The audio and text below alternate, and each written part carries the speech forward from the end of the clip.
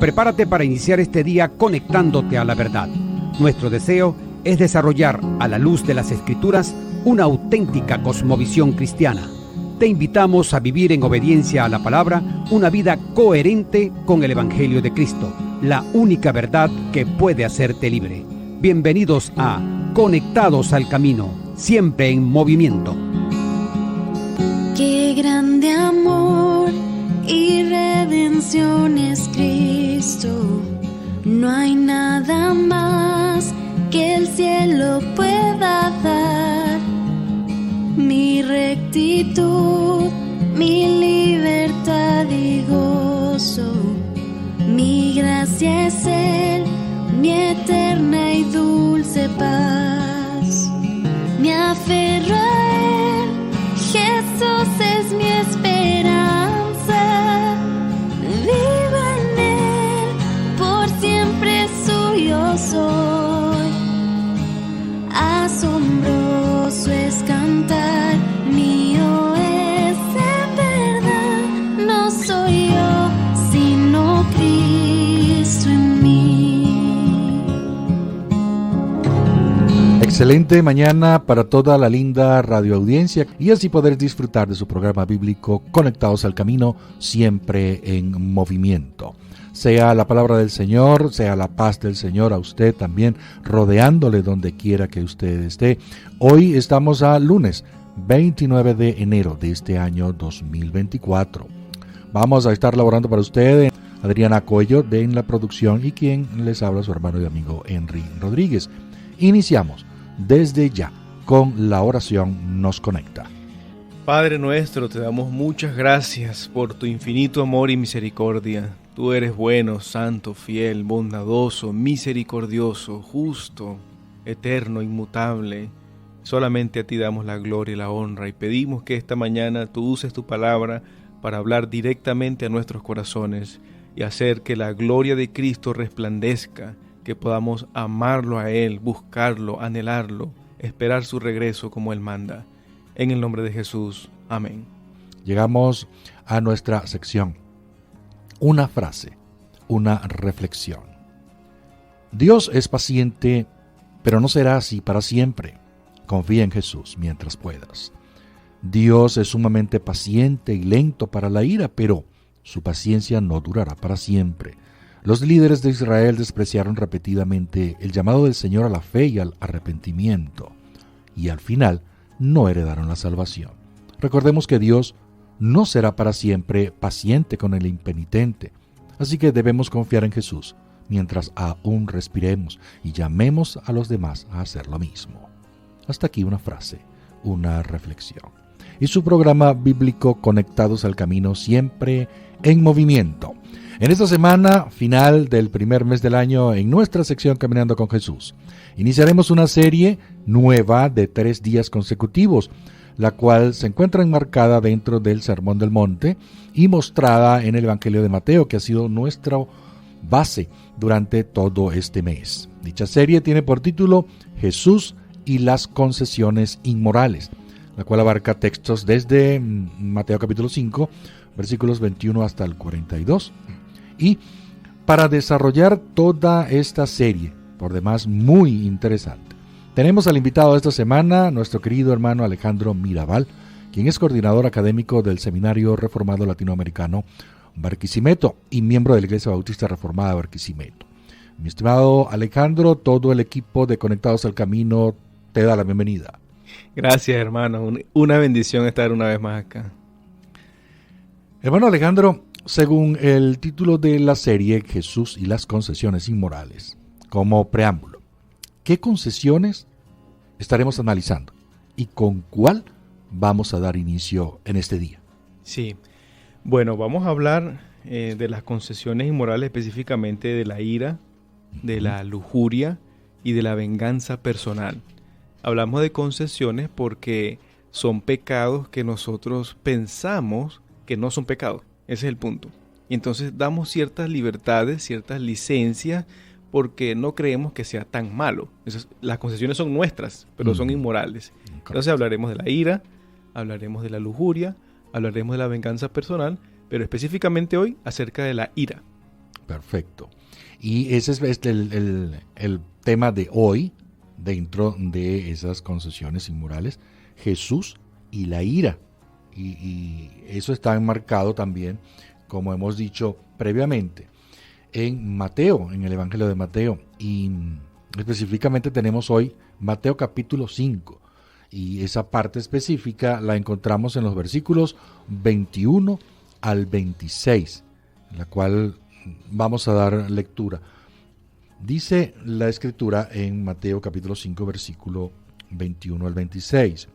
Oísteis que fue dicho a los antiguos, no matarás, y cualquiera que matare será culpable de juicio. Pero yo os digo que cualquiera que se enoje contra su hermano será culpable de juicio, y cualquiera que diga necio a su hermano será culpable ante el concilio, y cualquiera que le diga fatuo quedará expuesto al infierno de fuego. Por tanto, si traes tu ofrenda al altar y allí te acuerdas de que tu hermano tiene algo contra ti, deja allí tu ofrenda delante del altar y anda, reconcíliate primero con tu hermano y entonces ven y presenta tu ofrenda. Ponte de acuerdo con tu adversario pronto, entre tanto que estás con él en el camino, no sea que el adversario te entregue al juez y el juez al alguacil y seas echado en la cárcel. De cierto te digo que no saldrá de allí hasta que pagues el último cuadrante. Amén. Entonces, desarrollamos acá Jesús y la ira. ¿Cómo abordarías, mi hermano, arrancar con esta? Porque de verdad solamente esa palabra no es tan sencilla, muy usada, ¿verdad? Malamente últimamente y por supuesto vemos ejemplos los cuales no son de los mejores, ¿verdad? Tanto para nuestros pequeños y para todos en general. Pero ¿cómo inicia? Por supuesto, Jesús lo inicia allí. Sí, eso es interesante porque con las palabras que él inicia de oíste que fue dicho, nos encontramos el problema de rebajar la ley.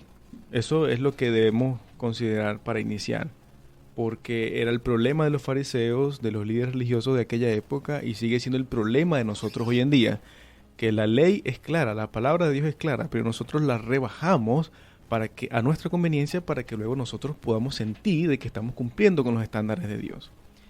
Entonces, cuando hablamos del pecado, podemos vernos tentados a rebajar esa exigencia, como le estaba diciendo, y esas concesiones que vienen a conveniencia propia, ¿no? Porque yo quiero sentir, tener mi conciencia de que realmente estoy cumpliendo con lo que Dios demanda.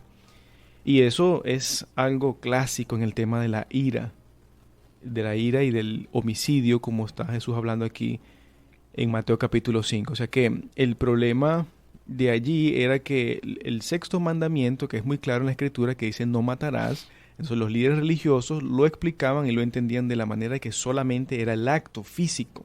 O sea, era asesinar a una persona, literalmente quitarle la vida física a una persona. Pero la ira no tenía la misma condenación que el asesinato físico. Entonces Cristo se opone a esa interpretación de la ley. Jesús no se opone a la ley de Moisés. Jesús no está diciendo que ahora la ley de Moisés no, que va a traer una nueva ley. No. Jesús se está oponiendo a la interpretación de los fariseos con respecto a la ley. A su tradición, a su forma de entender, no a la ley, porque la ley a la verdad es santa y justa. Entonces el Sermón del Monte no es una nueva ley, no es que ahora el amor rebaja la ley, ni tampoco que la ley no importa. Al contrario, en los versículos anteriores de los que leímos, Jesús dice que Él vino a cumplir la ley. Él no vino a abrogar la ley, sino a cumplirla.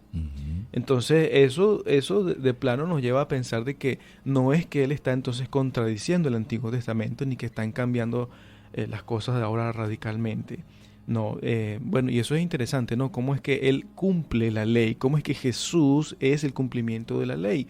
De manera general, todo el Antiguo Testamento apunta hacia Jesús, como dijo él mismo en Lucas 24, ¿no? Moisés escribió acerca de él, los salmos hablan acerca de él, los escritos hablan acerca de él. O sea que él es el Mesías prometido, él es el Mesías que tanto se anunció en el Antiguo Testamento. Todas aquellas cosas son sombras, como dice Pablo en Colosenses, pero él es el cuerpo, él es la promesa, él es la realidad, él es la verdad que estábamos esperando, el gran profeta que estábamos esperando. Entonces, lo que teníamos o lo que tenemos aquí en Mateo 5 es que estos líderes habían diluido la palabra de Dios y Jesús, como el Mesías, viene a aclarar precisamente cuáles son las leyes del reino. Excelente, excelente esa palabra que acabas de usar, aclarar. Debemos tenerlo muy claro también nosotros, porque Jesús lo hizo allí para que nosotros actualmente también tengamos muy claro lo que eso significa. Nuestro invitado, hermano Alejandro Mirabal, quien es coordinador académico del Seminario Reformado Latinoamericano, abordando el tema Jesús y las concesiones inmorales.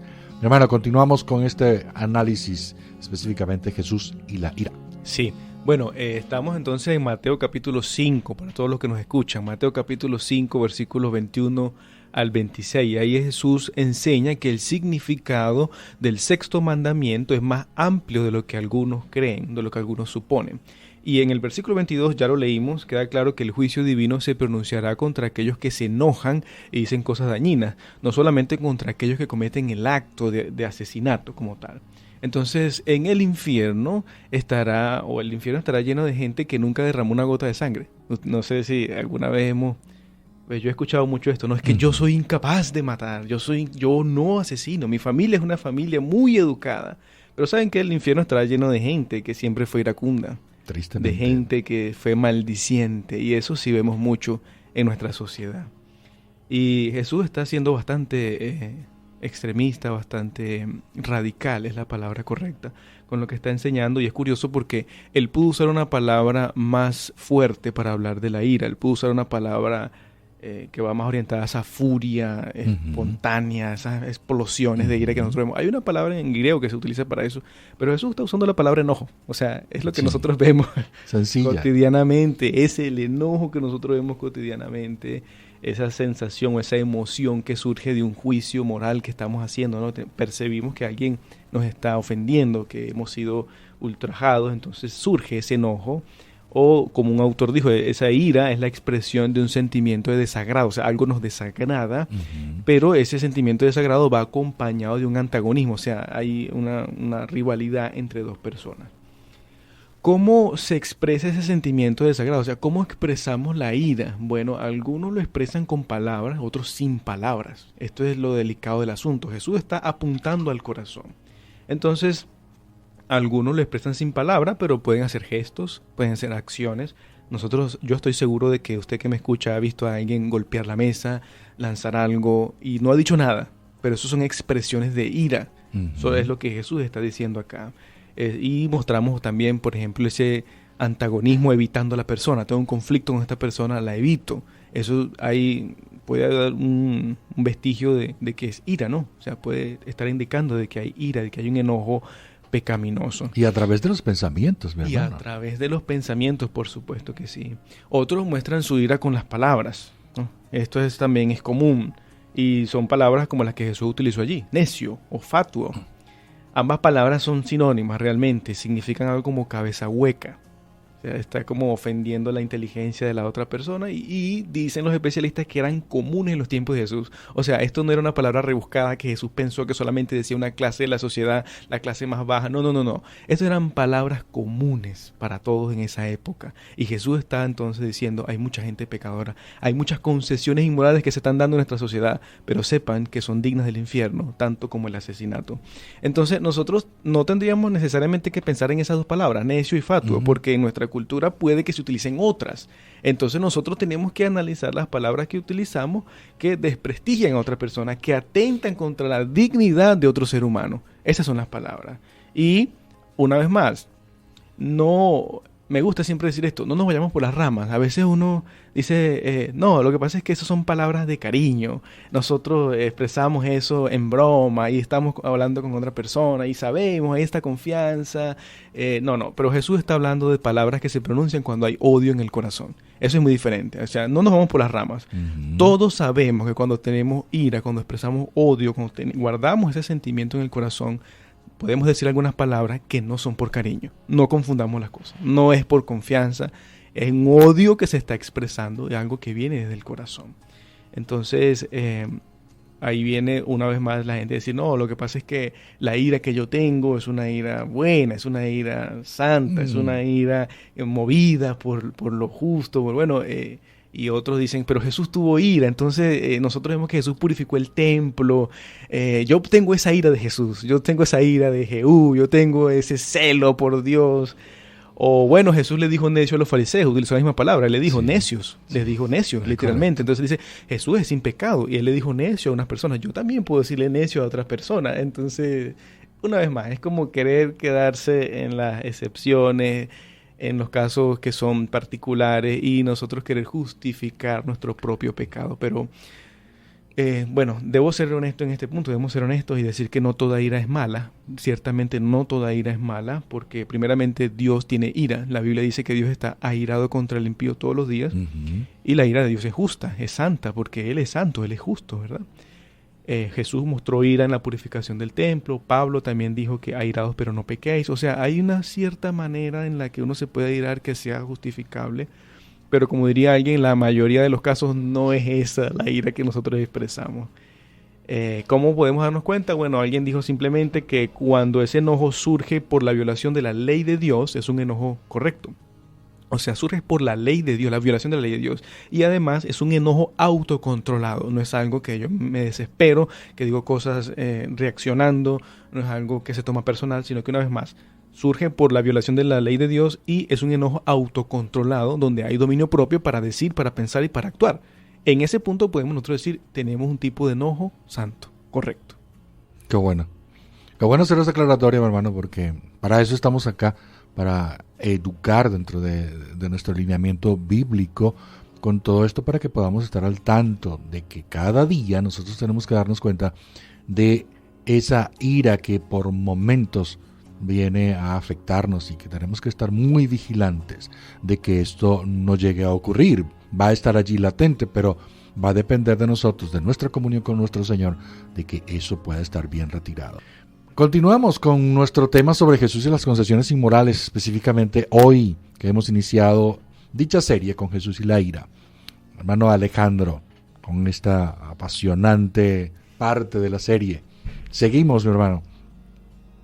Sí, bueno, estamos en Mateo 5, 21 al 26, para los que nos escuchan, analizando esa porción de la palabra de Dios. Entonces hablábamos anteriormente de que es verdad, hay un tipo de ira que puede ser justa si lo que la causa es la violación de la ley de Dios correctamente entendida, y si es una ira o un enojo autocontrolado, o sea, la persona está consciente de lo que hace y dice, y todas las cosas son conmensuradas, ¿no? No hay una venganza personal, que también lo vamos a mencionar el día miércoles, Dios mediante. Pero si nosotros sentimos odio, si hay un rencor o si hay un desprecio por una persona, estamos transgrediendo el sexto mandamiento: no matarás o no asesinarás, que está en Éxodo 20, versículo 13. Primera de Juan, capítulo 3, versículo 15, también es muy claro. Dice, todo aquel que aborrece a su hermano es homicida. Ahí entran esas palabras de necio y fatuo que vimos en el segmento anterior. Porque hay un aborrecimiento. Y dice el texto después, y sabéis que ningún homicida tiene vida eterna permanente en él. Y Juan fue muy claro. O sea, si usted aborrece a su hermano, es un homicida. Es lo que Jesús está diciendo. El apóstol Juan, por eso es un apóstol de Cristo, porque él retiene la palabra de Jesús y le enseña a la iglesia. Alguien dijo que el enojo y el insulto, porque estamos hablando de dos cosas aquí, no una persona que se enoja solamente, pero también una persona que dice cosas dañinas. El enojo y el insulto son síntomas horribles del deseo de deshacerse de alguien que se interpone en nuestro camino. Realmente es así: deseo que no estés aquí, deseo que me dejes en paz, que dejes el fastidio. Eso es una expresión, son palabras de ira, de enojo. Y prácticamente queremos deshacernos de ahí, borrarlo del mapa, como decimos coloquialmente, que desaparezca. Bueno, eso es un deseo de homicidio. Y Dios está airado contra todos los que tienen este tipo de emociones y pensamientos. Aun cuando alguien peque, y esto es muy importante, cuando alguien peque contra nosotros y nos dé razones justas para enojarnos, debemos tener cuidado de no pecar. ¿Cómo pecaríamos? Bueno, pecaríamos al reaccionar inmediatamente. Pecaríamos al preocuparnos por nuestro orgullo y no por la ley de Dios. O sea, lo que me dijo me ofendió porque yo soy tal hermano. porque yo soy el pastor, porque yo soy fulano, yo soy el jefe de la empresa, yo soy el esposo, yo soy el cabeza, yo soy... O sea, nos está ofendiendo es el orgullo, pero no estamos pensando en la ley de Dios. O sea, es un pecado que primeramente se comete contra Dios. Entonces, cuando nosotros consideramos una ofensa real, porque estamos hablando de una ofensa real, pero nos preocupamos por nuestro orgullo, estamos nosotros entonces pecando contra Dios. Y pecaríamos también al ser incapaces de perdonar. Esto es importante. Sí, me ofendieron. Estoy consciente de que es una violación de la ley de Dios, pero ¿qué? Perdono. Ya, con eso mortifico el pecado de la ira. Perdone. Voy a leer algunos textos que prueban lo que estoy diciendo. Proverbios capítulo 12, versículo 16 dice: el necio al punto da a conocer la ira. O sea, inmediatamente da a conocer su ira cuando viene el problema. Dice el texto en este contraste: mas el que no hace caso de la injuria es prudente. O sea, no hace caso de lo que realmente es una injuria, porque el texto está diciendo, es una injuria, pero no haga caso. Sí. Es prudente, es sabio, usted está mortificando el pecado de la ira. Proverbios 14, 17, el que fácilmente se enoja hará locuras. Esto es, una vez más, fácilmente, lo que nosotros llamamos coloquialmente a alguien mecha corta. Cualquier cosa lo ofende. Entonces, no, el que fácilmente se enojará locuras, dice Proverbios 14, 17, y el hombre perverso será aborrecido. Efesios capítulo 4, versículo 26, 27, airaos, pero no pequéis. Y aquí viene la parte complementaria, no se ponga el sol sobre vuestro enojo, o sea que el enojo hay que controlarlo. Correcto. Y hay que solucionar los problemas de manera rápida. Dice, ni deis lugar al diablo. Esto es espectacular. ¿Por qué? Porque el diablo siembra enemistades. Él es especialista en crear este tipo de asuntos y nosotros, en vez de estar buscando echando fuera demonios, todo lo demás, debemos buscar controlar la ira. Y eso no da lugar al diablo. Es correcto. Esa es la forma correcta. Bueno, otro ejemplo notable en el Antiguo Testamento, Jonás. Jonás estaba enojado por la salvación de los ninivitas. Los ninivitas eran perversos, era una sociedad maligna, muy depravados, enemigos del pueblo de Dios. Y Jonás, cuando Dios le dijo, vaya y predique, Nínive, dijo, ¿cómo se le ocurre a Dios yo predicarle a los enemigos del pueblo de Israel? Nunca, jamás voy yo para allá. Pero él sabía que Dios es misericordioso y que Dios salva a pecadores, viles. Y entonces dijo, si yo voy, posiblemente Dios los salve. Yo no quiero que Dios los salve, porque son mis enemigos. Por eso intentó huir. ¿Pero qué fue lo que pasó? Que Dios lo llevó hasta Nínive. Dios es soberano. Y pasó lo que Jonás temía. Los ninivitas se arrepintieron.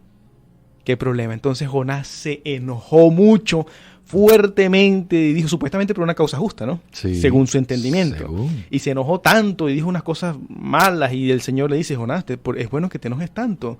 Y entonces alguien puede decir, no, pero es que era algo justo. No era algo justo. Y ese ejemplo es un ejemplo de que aún sin hacerle daño a nadie, porque Jonás estaba solo, pero solo, encendido de ira, estaba pecando contra Dios. O sea que Jesús lo que está prohibiendo en Mateo 5 es la ira personal, ese enojo que va dirigido hacia un individuo, es una cuestión de la relación con el prójimo, y es lo que nosotros vemos en los otros ejemplos que Jesús pone allí, el ejemplo de la iglesia, o el ejemplo del templo, el ejemplo religioso, y el ejemplo del juicio civil, por así decirlo, pero creo que es algo que podemos abordar en el siguiente segmento. Llegamos a nuestro último segmento del programa y con nuestro hermano Alejandro Mirabal, mi hermano querido, cerramos con este segmento. Aprovechemos ese tiempo para concluirlo. Sí, mencionábamos anteriormente que Jesús coloca dos ejemplos, un ejemplo religioso y un ejemplo de un juicio civil. Y está llamando realmente a una reconciliación inmediata, rápida, lo más pronto que se pueda. Así se mortifica el pecado de la ira, del enojo, de la discordia, de la enemistad. Hay que resolver los asuntos, no se ponen debajo de la alfombra. Después, el tiempo no soluciona nada. Hay que resolver los asuntos lo más rápido posible. Pero es curioso porque en el contexto religioso es algo fuerte para nosotros, ¿no? Seríamos hipócritas al ir al culto, estar allá levantando las manos, sabiendo que tenemos una ofensa, tenemos algo en contra de un hermano tiene algo en contra de nosotros. O sea, eso es lo que el texto dice. Alguien tiene algo en contra de ti, tú vas a cumplir tus deberes religiosos, tú vas a decir que amas a Dios y tienes un problema con el hermano. Él dice, ¿sabes qué? Dios prefiere que pares, no vayas al culto ni siquiera.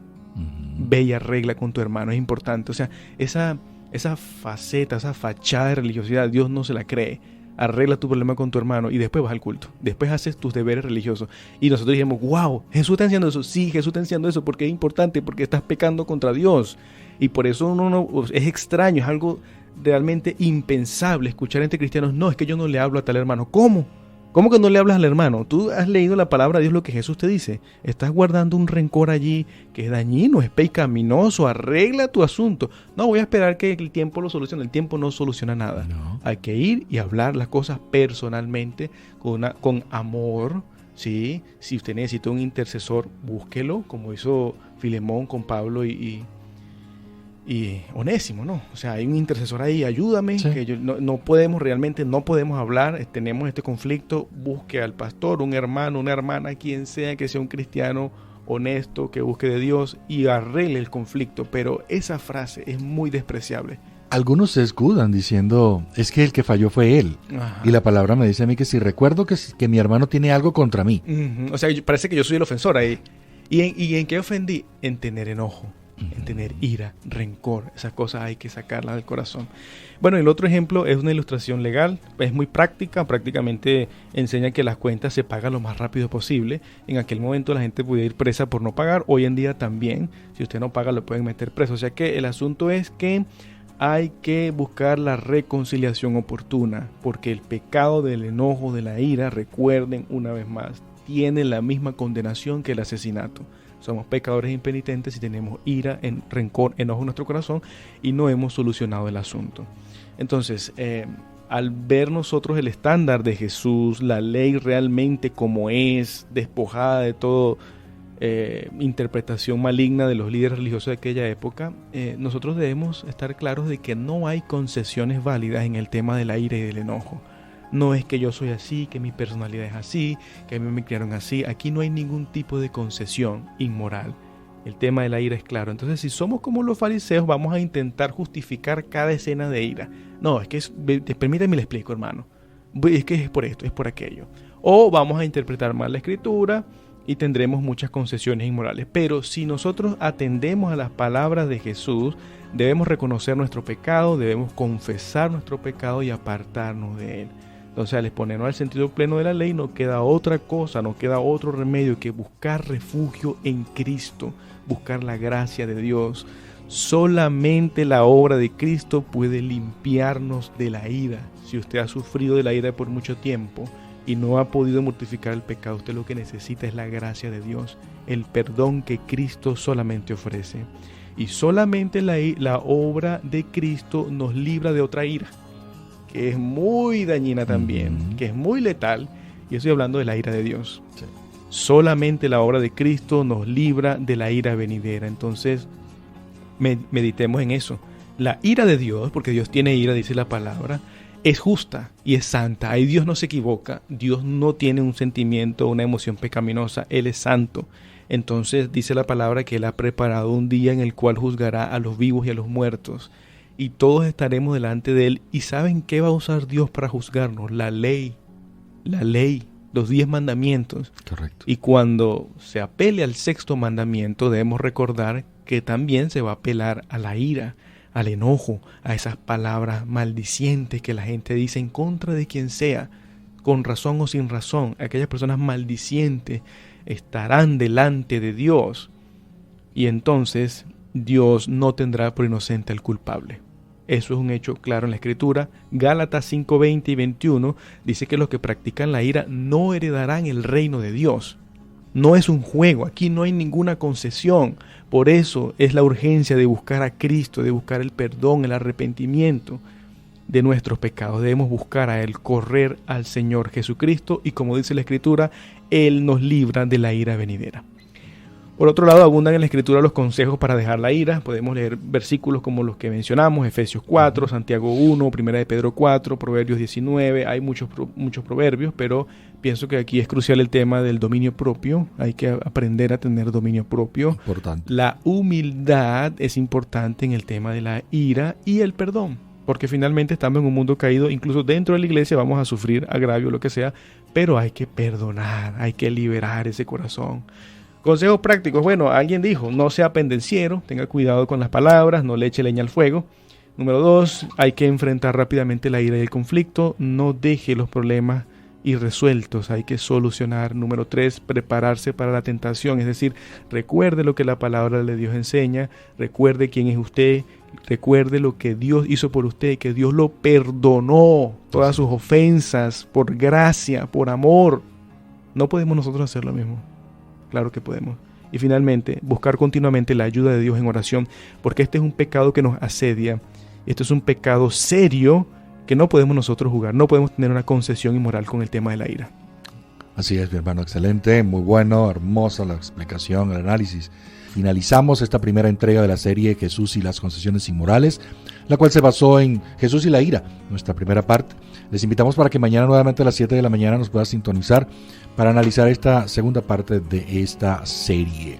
Gracias damos a cada uno de nuestros oyentes, que estamos seguros fueron edificados con todo lo compartido hoy aquí. Será hasta mañana. Laboramos para ustedes Manuel Felipe García en la dirección, Alexis Azuaje en los controles y quien habló para ustedes, Henry Rodríguez. Feliz resto del día. Dios le bendiga.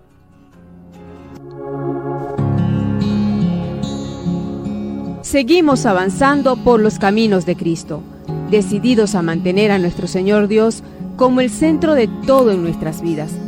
Permanecemos fieles a su palabra, conectados al camino, siempre en movimiento.